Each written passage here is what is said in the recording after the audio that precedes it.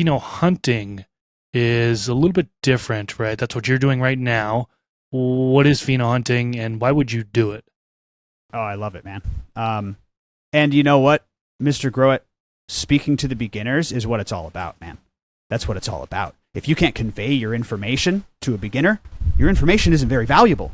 I don't care how much stuff you've got up here, right? So for you to cater to beginners and to get more people growing, that's what overgrow is all about. So I love the idea of like, what is pheno hunting? How would you explain it to somebody?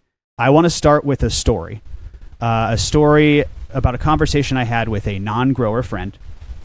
And he said, Jordan, you care for these plants so much. You name them and coddle them and talk to them and grow them up perfectly healthy. And then at the end of their life cycle, you kill them. You chop them down. So you burn them sometimes. He said, do you ever feel bad about that? I thought it was a really funny and interesting question. And I was like, yeah, you do care for this plant. And then eventually it's going to end up, being thrown in the fire, so to speak. And I said, no, I don't feel bad about that. Unequivocally, the answer is no. And the reason why is something called the botany of desire. This is a concept that plants want to please us. Plants want to fulfill our desires. And it's beneficial for them as a species. So let me explain. Plants have been on this planet much longer than humans have. Plants have been on this planet hundreds of millions of years. We're only a handful of thousand as humans roaming this planet. So plants are very adept at surviving and proliferating and spreading their species across the planet. And one of the ways they do this is they actually use animals. And they use us as humans.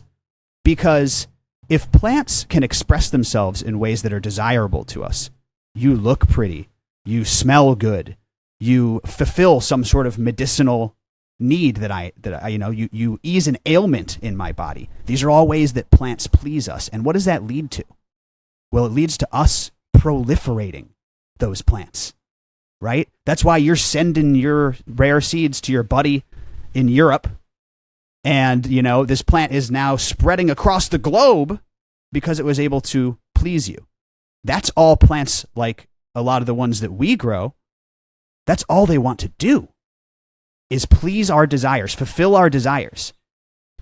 And, when we get into gardening, the first goal is to just keep our plants healthy, right? You want to see this plant to the end of its life cycle and make sure it doesn't die. But once we get adept, we reach the end game, which is basically hunting through these plants, becoming willing victims of the botany of desire, and finding the ones that please us the most, finding the ones that are most desirable, and then usually proliferating those. That is the cycle. That is the cycle. And if you think about it from that meta perspective, it's really trippy. It's really bizarre. I will probably toil for the rest of my life until I die looking through these seeds. I'm sure some of you could go through your seed collection and you couldn't get to all of them before you died. You're going to spend the rest of your life looking through these seeds, finding the ones that are most desirable for you, and then spreading them around. That's kind of the end game of this cultivation thing, man. Like I said, you get good at the actual practice, and then what? Well, you want to cross some of your own cultivars.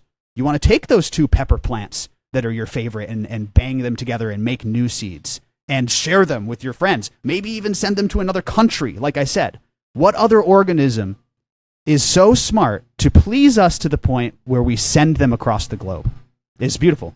This clip is brought to you by AC Infinity. Use discount code MrGrowIt15 to save on any of their products.